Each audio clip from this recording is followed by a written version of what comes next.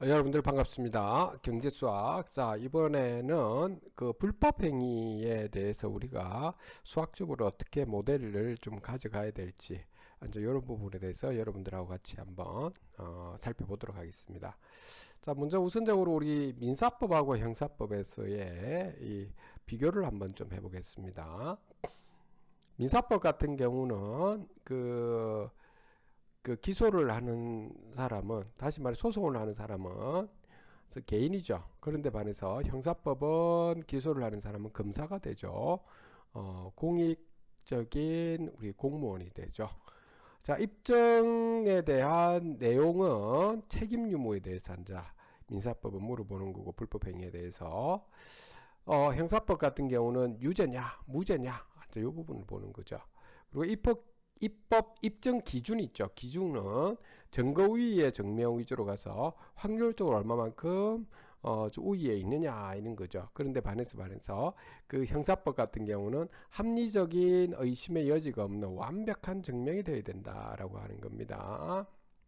제가 여기서 말하는 완벽함은 그 합리적 의심이 없을 정도의 증명이다 이 말을 이야기하는 겁니다.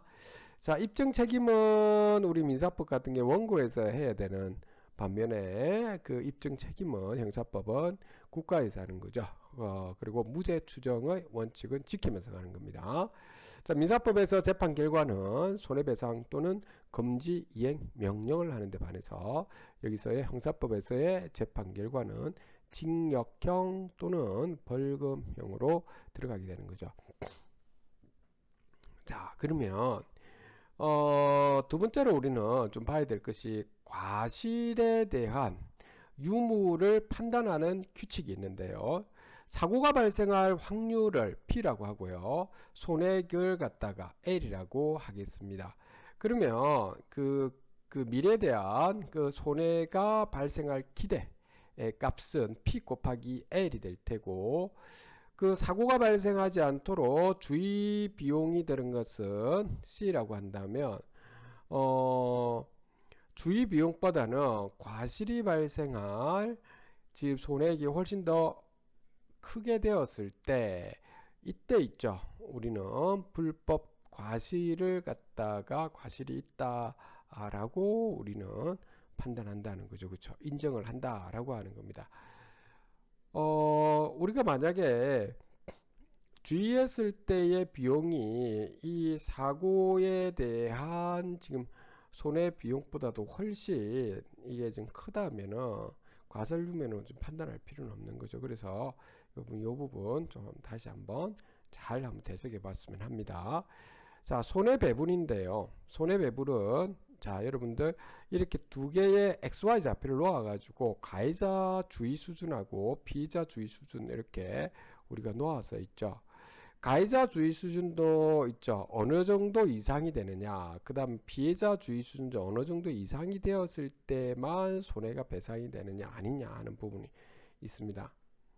자, 그런데 그 기여과실의 항변인데 인정 여부인데요. 허용하면은 피해자는 과실이 없어야 손해배상을 받을 수가 있다라고 하는 겁니다.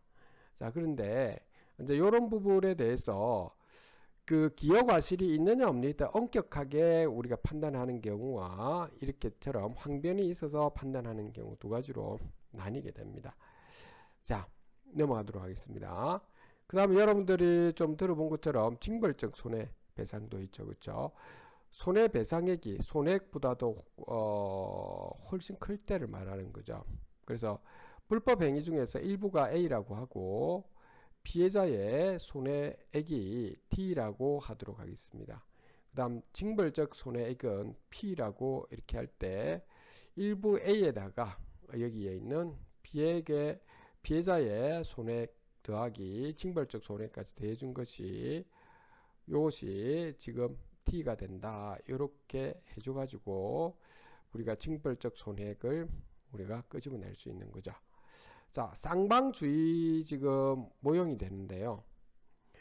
이 부분은 가해자가 주의 수준은 X 에스트로이드 되고 피해자의 주의 수준은 Y 에스트로이드 했을 때 불법 행위가 발생할 확률을 P라고 이렇게 한번 놓도록 하겠습니다. 자, 그리고 손해액은 D라고 하도록 하죠. 그러면 이 가해자의 주의 수준과 피해자의 주의 수준의 지금 곱과 그리고 불법 행위에 대한 이러한 그 손해 가능 기대치 있죠.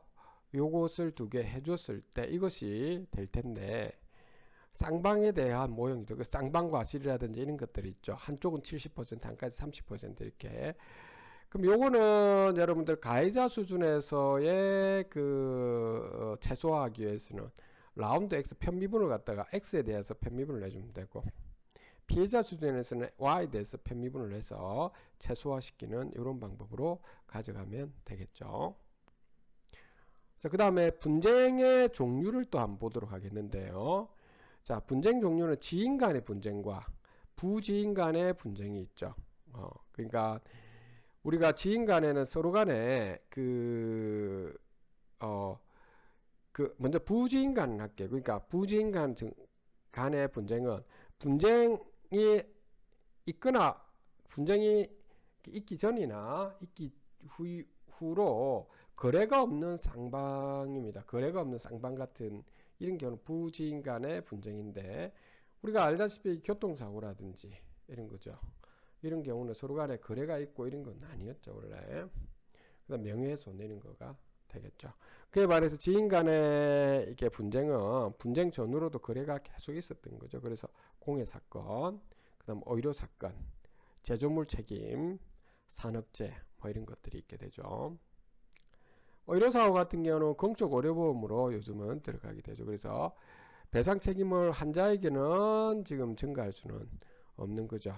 그런데 공적 의료다 보니까 또 하나의 문제는 과잉 진료가 조금 가능하다라고 하는 거죠. 제조물 책임은 여러분들 불법 행위 부분도 보이지만 품질 보전까지도 들어가 있죠.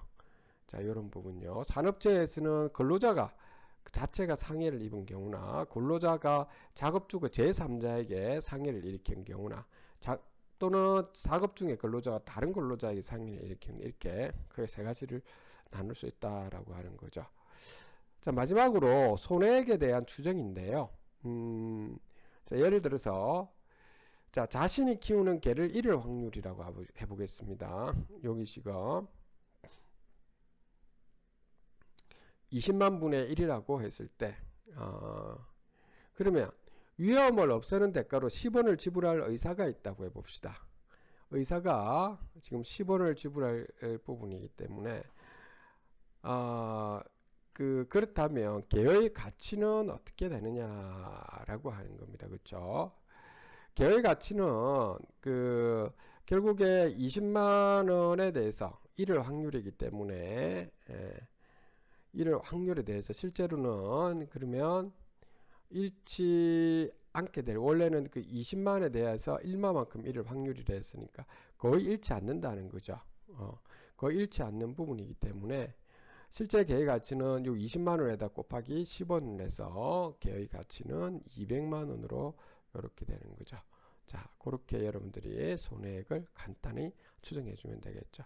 오늘은 불법 행위에 대한 우리가 경제 수학을 한번 봤습니다. 감사합니다.